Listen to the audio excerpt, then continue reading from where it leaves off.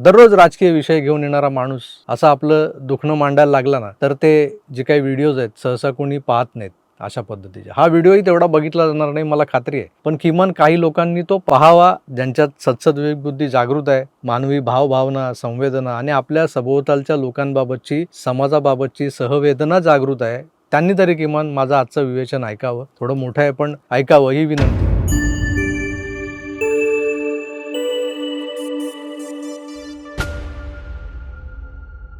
जय हिंद मित्रांनो. आपण ज्या जमिनीच्या तुकड्यावर राहतोय, तो तुकडा ज्या देशाची मालमत्ता आहे, त्या देशाचा म्हणजे भारताचा आज 80वा स्वातंत्र्य दिन आहे. या अधिकृतरित्या घोषित स्वातंत्र्य दिनाच्या तुम्हा सगळ्यांना मनःपूर्वक शुभेच्छा.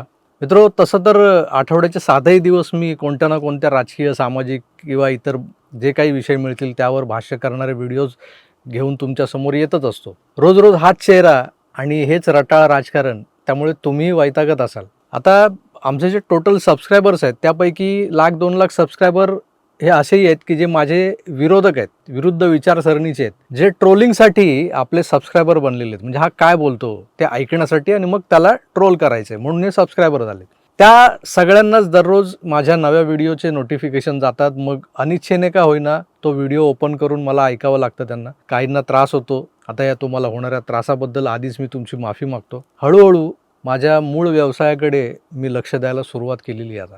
आणि आता त्याच वेगानं म्हणजे हळूहळू मी माझ्या चॅनलवरच्या व्हिडिओची फ्रिक्वेन्सी कमी कमी करत जमलं तर पुढच्या वर्ष दीड वर्षात हे चॅनल खरोखरच बंद करणार आहे. आपलं काम म्हणजे हुलाहुल पंढरपूर नसतं की चला मी बंद करतो आणि परत आलो काय करणार, राहत नाही असं नाही. मी खरोखर सांगतोय की मी बंद करणार. अर्थात सध्या या यूट्यूब चॅनलच्या माध्यमातून मी अनेकांच्या घराघरात पोहोचलेलो आहे. लोक ओळखतात, सेलिब्रिटी स्टेटस वगैरे लाभलेलं आहे. लोक रस्त्यात भेटले की सेल्फी काढतात. 2020ला कोविडमध्ये हे चॅनल सुरू केलं आणि 20च्या शेवटाला माझी अँजिओप्लास्टी झाली. त्यानंतर थोडं थंड घेतलं होतं. मग पुन्हा ते 2021च्या मध्याला जरा जोर लावला आणि आकार DG9 हे आकाराला येत गेलं. या चॅनलमुळे हळूहळू गुगलचा ॲड रेव्हेन्यू यायला लागला. वर्तमानपत्रात संपादक वगैरे असतानाही पगार म्हणून जेवढं मिळत नव्हतं त्या तिप्पट उत्पन्न यायला लागलं. त्यातून मी नाशिकच्या आदिवासी पाड्यावर बरीच समाजसेवा केली, इतर ठिकाणी केली. आजही 3 विद्यार्थिनींच्या शिक्षणाची जबाबदारी मी स्वेच्छेनं उचललेली आहे. या मुलींपैकी एकीचे वडील 2 वर्षांपूर्वी वारलेत, तर दोघींना आई वडील दोन्हीचं छत्र नाही. कोरोनानं ते छत्र हिरावून घेतलंय. या तिघींच्या वर्षभराच्या शाळेची, कॉलेजची जी काही फी आहे मी माझ्या चॅनलच्या उत्पन्नातून भरतो. खरं तर हा मोठेपणा म्हणून मला सांगायचं नव्हतं तुम्हाला, पण मी फक्त राजकारणच करतोय, त्यावरच बोलतोय आणि काही ठराविक लोकांची तळी उचलून दुसऱ्यांचा मात्र तळतळाट घेतोय हे अलीकडे प्रचंड तीव्रतेनं जाणवायला लागले मला. आजवर अनेकदा सांगितले की मी जे काही करतो त्यामागे वंदनीय शिवसेना प्रमुख बाळासाहेब ठाकरेंची प्रेरणा आहे. त्यांच्याकडे पाहून, त्यांना ऐकून जे घडलोय लहानपणापासून त्यातूनच हे सारं काही माझ्याकडून होत असतं. पण जशी माणसं तसे विचार. दररोज राजकीय विषय घेऊन येणारा माणूस असं आपलं दुखणं मांडायला लागला ना, तर ते जे काही व्हिडिओज आहेत सहसा कोणी पाहत नाहीत. अशा पद्धतीचे हा व्हिडिओही तेवढा बघितला जाणार नाही मला खात्री आहे, पण किमान काही लोकांनी तो पाहावा ज्यांच्यात सद्सद विवेकबुद्धी जागृत आहे, मानवी भावभावना, संवेदना आणि आपल्या सभोवतालच्या लोकांबाबतची, समाजाबाबतची सहवेदना जागृत आहे. त्यांनी तरी किमान माझं आजचं विवेचन ऐकावं. थोडं मोठं आहे पण ऐकावं ही विनंती आहे. गोष्ट आहे 2022 सालची. माझ्या पाहण्यात एक व्हिडिओ क्लिप आली 2-3 मिनिटाची. भर पावसाळ्यात उफाणत्या नदी पात्रात एका ॲल्युमिनियमच्या टोपात बसून काही विद्यार्थी एका तीरावरून दुसऱ्या तीरावर येत आहेत. त्यांना एका हाताने पोहत पोहत दुसऱ्या हातानं तो टोप पकडून काही तरुण मुलं पलीकडे आणतायत आणि मग ही मुलं त्या टोपातून उतरून शाळेला निघतायत. मी त्या क्लिपनं प्रचंड अस्वस्थ झालो होतो. पण करणार काय? ही नदी कुठली, ते गाव कुठलं, भारतात आहे, महाराष्ट्रात आहे की अजून कुठे, काहीच माहीत नव्हतं. आणि असं असताना त्यावर मी काय करू शकतो याचा मी दिवस रात्र विचार करू लागलो. आणि सोबत त्या स्पॉटचाही शोध जारी होता की हे नेमकं कुठे आहे. ऑगस्ट 2022 म्हणजे नुकतंच महाराष्ट्रात सत्तांतर झालं होतं त्यावेळेला, सुरत वाया गुवाहाटीवालं. आणि माझे त्यावरचे व्हिडिओज गाजत होते. आता तिकडे लक्ष द्यायचं सोडून मी माझ्या म्हणजे या सगळ्या कामात अडकलेलो असताना माझ्या डोक्यातून तो ॲल्युमिनियमचा टोप आणि त्या टोपातून प्रवास करणारी पोरं जात नव्हती. सरतेशेवटी माझा धडपड्या मित्र आहे अशोक शेळके. आज तो वसई विरार महानगरपालिकेत नगरसेवक आहे, गटनेताही झाला आहे. पण 2022 साली म्हणाल तर तेव्हा तो धडपड्या कार्यकर्ताच होता. त्याच्या मदतीनं मी ती नदी, ते गाव शोधून काढलं आणि कळलं की ते नाशिक जिल्ह्यातल्या पेठ तालुक्यात आहे. मग मी, अशोक, आमचा एक हरहुन्नरी मित्र आहे कॅमेरामन अजय कदम, आणि गाडीसह सारथी असणारा प्रसाद मेहर, हे आमचे सगळे जवळचे मित्र माझे. असे चौघेच आम्ही नाशिकला निघालो, भर पावसात निघालो. तारीख होती 9 ऑगस्ट 2022. जागतिक आदिवासी दिन होता त्या दिवशी, पण आम्हाला तोवर या दिनविशेषाबद्दल काहीच माहीत नव्हतं. कॅलेंडरवर एवढं बारीक अक्षरात दिलेलं असतं, त्यामुळे कोण वाचतंय. नाशिकला पोहोचलो, तिकडे भाजपचा एक युवा मोर्चाचा एक कार्यकर्ता अशोकच्या एका फोनवर हजर झाला होता. त्यानं मग मला पुढचा रस्ता दाखवला आणि आम्ही त्या पाड्यावर पोहोचलो. अर्थात त्यानंतर मी एकावर एक असे व्हिडिओज केले त्याविषयी. त्या नदीवर पूल बांधण्यासाठी मी सतत 1.5-2 वर्ष कशी धडपड केली. आपल्या काही फॉलोअर्सनी कल्पना मांडल्या, आर्थिक मदत करण्याची तयारी दाखवली. काही लोक आले माझ्यासोबत ते बघायला. हे सारं तुम्हाला माहीतच आहे, यावर आपण यापूर्वी मी सांगितलेलं आहे. मीनवाईल खासदार डॉक्टर श्रीकांत शिंदेंनी स्वतःहून यात लक्ष घातलं. तत्कालीन CM एकनाथ शिंदे साहेबांनी त्या नदीवरच्या पुलाचा प्रस्ताव मंजूर केला. 2023 ते 2026 या कालावधीत तो पूल बांधून तयारही झाला. हा पूल आणि त्या पुलासाठी स्वतःहून खासदार श्रीकांत शिंदेंनी, तत्कालीन CM शिंदे साहेबांनी केलेली मदत, याचा उल्लेख मी कृतज्ञतेने सतत करत आलो. आता ज्यांनी या गोरगरिबांसाठी एवढं मोठं काम केलं आहे, त्यांना आपण काय देऊ शकतो? एकनाथ शिंदेंना माझ्यासारखा माणूस काय देऊ शकतो? श्रीकांत शिंदेंना माझ्यासारखा माणूस काय देऊ शकतो? तर लाख लाख धन्यवादच देऊ शकतो. ते धन्यवाद मी आकार परिवार आणि त्या पाड्यावरच्या आदिवासी बांधवांकडून देत आलो. त्यामुळे अनेकांना वाटायला लागलं की हा शिंदेंचा माणूस आहे. त्यातून विनाकारणानं काही लोकांना मी त्यांचा शत्रू वाटायला लागलो. आणि हे एकतर्फी शत्रुत्व ते जबरदस्त निभावतात आजही. आणि त्यांच्या शत्रुत्वाशी मी एकटा भिडतोय, लढतोय. शिंदेंना कल्पनाच नसेल शिंदेंचा एक माणूस आहे म्हणून इकडे. जोवर माझा वैयक्तिक विषय होता तोवर ठीक होतं. पण झालंय काय, तर देवळाचा पाडा, कहांडोळ पाडा, जो आदिवासी पाडा आहे नाशिकमधला, इथल्या त्या दमनगंगा नदीवरचा तो पूल जो माझ्या सातत्यपूर्ण पाठपुरामुळे बनला. मी छातीटोकपणे सांगतो, मीच तो माणूस जो तिथे गेलो, पोचलो, मी आवाज उठवला म्हणून तो पूल झाला. कोणी काही म्हणा, हुशारक्या मारतो, पण झाला. तो बनवणारा कॉन्ट्रॅक्टर हा जाणीवपूर्वक माझ्यासमोर येणं टाळायचा. मी जिथे जायचो त्याला मी कधीही भेटलो नाही आजवर.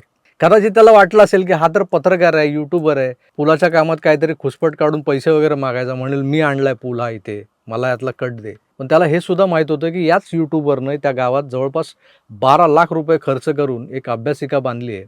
रस्त्यांवर सोलार स्ट्रीट लाईट्स लावलेत, पाण्याची टाकी बसवून देण्यात मदत केली आहे. शाळेतल्या विद्यार्थ्यांना वर्षातून 2दा गणवेश, रेनकोट, दप्तरं, वह्या, पुस्तकं, तिथे पावसाळी चपला, बूट असं सगळं शालेय साहित्य पुरवतो. पाड्यावर सुरुवातीला 6 महिने मेडिकल कॅम्प लावले त्या माणसानं. मागच्या 2 वर्षांपासून दिवाळीत दीपोत्सव होतो इथे. पाड्यावरच्या हनुमानाच्या देवळात, नवशा मारुती देवळात हनुमान जयंती साजरी होते. गाव जेवण असतं त्यावेळेला. शिवजयंती साजरी होते, भंडारा असतो. दिवाळी पाठसारखे शहरात होणारे सांस्कृतिक कार्यक्रम पाड्यावर साजरे होत आहेत. आणि त्याचा खर्च हा माझ्या मायबाप प्रेक्षकांनी माझे व्हिडिओ पाहून जे ॲड रेव्हेन्यू येतं ना मला गुगलकडून, त्यातून मी करतो. स्पॉन्सर नाही आहेत, कोणी प्रायोजक नाही आहेत.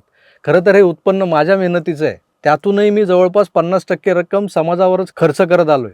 पण लोकांच्या मनात भलतेच विचार. बरं, हा पूल बांधणारा कंत्राटदार पूल बांधून होईपर्यंत माझ्या वाऱ्यालाही थांबला नाही. मी पाड्यावर येणार आहे कळालं की हा गायब असायचा. तो काळा की गोरा हे आजवर मी पाहिलेलं नाही. तो आता मला भेटू इच्छितोय, कारण पूल तर तयार झाला. फक्त पुलाचे कठडे बाकी आहेत. त्या पुलावरचं डांबरीकरण, तो जो रस्ता असतो तो बाकी आहे. आणि रंगरंगोटी बाकी आहे. जे पूल कठडे वगैरे लागल्यानंतर पुलाच्या दोन्ही टोकांकडचे रस्त्याला जोडणारे जे पॅचेस असतात ते बाकी आहेत डांबरीकरण करण्याचे. पण हे काम अर्धवट टाकून कंत्राटदार पावसाळ्याआधीच पळून गेला असं गावकऱ्यांनी मला सांगितलं. त्याच्या पलायनाची कारणं विचारली तेव्हा कळलं की या पुलासाठी निविदा निघाली होती 11,53,00,000ची. आणि त्यातले याला फक्त 1 करोड रुपये आजवर शासनानं रिलीज केलेले. आता तुम्ही म्हणाल काम 11-12 करोडचं आणि 1 करोडमध्ये याने अख्खा पूल कसा बांधला? तरी त्यानं तो बांधला. आता शोधल्यानंतर कळलं की तो गव्हर्नमेंट कॉन्ट्रॅक्टर आहे. त्यामुळे इतर कामांमधून आलेला पैसा तो इकडचा तिकडे, तिकडचा इकडे असा तो फिरवत त्याने पुलासाठी वापरला. आणि हे जे झालंय तेवढं म्हणजे जवळपास 90-95% काम पूर्ण केलं त्याने. आता जनरली 11 करोडमधले त्याने मंत्रालयापासून ते नेत्यांपर्यंत किती कोटी वाटले असतील हे त्यालाच ठाऊक. पण जोवर कामं मिळत होती इतर ठिकाणून, पैसे येत होते, तोवर गोड वाटत असणार. त्यामुळे रेटून नेलं हे पुलाचं काम पण त्याने. आपण मागेच एक व्हिडिओ पाहिला होता तरुण कॉन्ट्रॅक्टरचा, की जवळपास 70-75% रक्कम ही अधिकाऱ्यांपासून मंत्र्या-संत्र्यांपर्यंत वाटण्यात जाते. देवळाचा पाडा पुलाचं हे आता हातातोंडाशी आलेलं काम म्हणजे याच वाटपाचा एक नमुना आहे असं मला वाटतं. आज आपल्या देशाचा 80वा स्वातंत्र्य दिन आहे, पण हा पाडा आणि असे असंख्य पाडे आज महाराष्ट्रात आहेत की जिथं स्वातंत्र्य सूर्याची किरणं अद्याप पोचलेली नाहीत. इथं वीज नाही.